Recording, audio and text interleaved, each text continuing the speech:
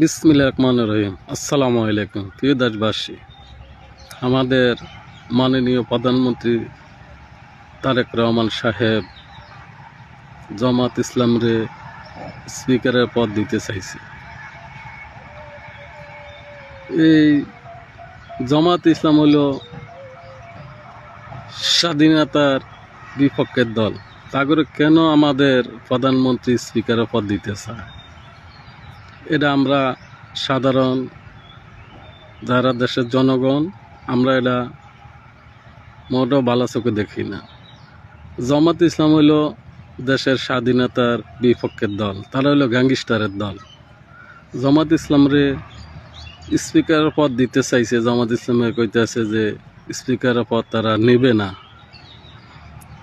তবে দ্বিতীয় স্পিকারের পদ জামাত ইসলামরে দিতে চায়, এটা তো জামাত ইসলামের সৌভাগ্য। তারা দ্বিতীয় স্পিকারের পদ নিতে চায় না, এটা তাকে একটা নাটক। জামাত ইসলাম ঠিকই দ্বিতীয় স্পিকারের পদ নিতে চায়, এটা হুদ জনগণের সামনে তারা একটা অভিনয় করে। তবে জামাত ইসলাম হইল বাংলাদেশের একটা গ্যাংস্টার দল, স্বাধীনতার বিপক্ষের দল। তা করে স্পিকারের পদ এটা মানায় না। প্রিয় দেশবাসী, তাগো সৌভাগ্য স্বাধীনতার এত বছর পরে এতগুলো সিট পাইছে। বিএনপির যদি বিদ্রোহী পার্টি যদি না থাকতো তাহলে জামাত ইসলামে 30টা বেশি সিট পাইত না। বিএনপির বিদ্রোহী পার্টির কারণে জামাত ইসলাম এতগুলা সিট পাইছে। ভবিষ্যতে কোনো এক সময় ধরে আওয়ামী লীগ দেশে ইলেকশন করে, দেখবেন জামাত ইসলামের 10টা সিট পাইতে কষ্ট হইবে। আওয়ামী লীগ ইলেকশন না করার কারণে জামাত ইসলামে এত সিট পাইছে, তা করে সৌভাগ্যের ব্যাপার। আর এনসিপির ওই জন্য একটা পাগল আছে নাসিরউদ্দিন পাটোয়ারি, এটা তো আসলে মাথা ডিস্টার্ব হয়ে গেছে। এটা কারে কি বলে না বলে কোনো সম্বন্ধী কথা বলে না, এর মাথার সিট খারাপ হয়ে গেছে।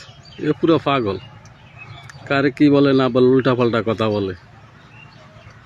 আসলে তার দিকে কথা বলা জামাত ইসলাম। প্রিয় দেশবাসী, আসলে জামাত ইসলাম দেশের কি চায় আসলে কেউ জানে না। জামাত ইসলাম সবসময় দেশের বিপক্ষে ছিল। দেশে যেসব যুদ্ধ চলে স্বাধীনতা, ওই সময় দেশের বিপক্ষে ছিল।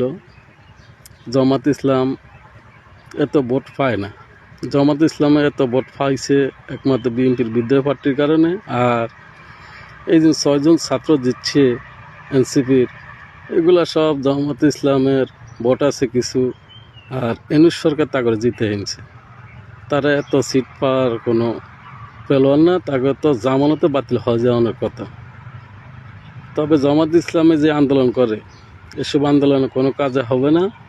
ইনশাল্লাহ রমজানের পর বিএনপি আরও শক্তিশালী দল হয়ে উঠবে, সরকার হয়ে উঠবে। প্রিয় দেশবাসী, সবাই ভালো থাকবেন, সুস্থ থাকবেন। আল্লাহ হাফেজ।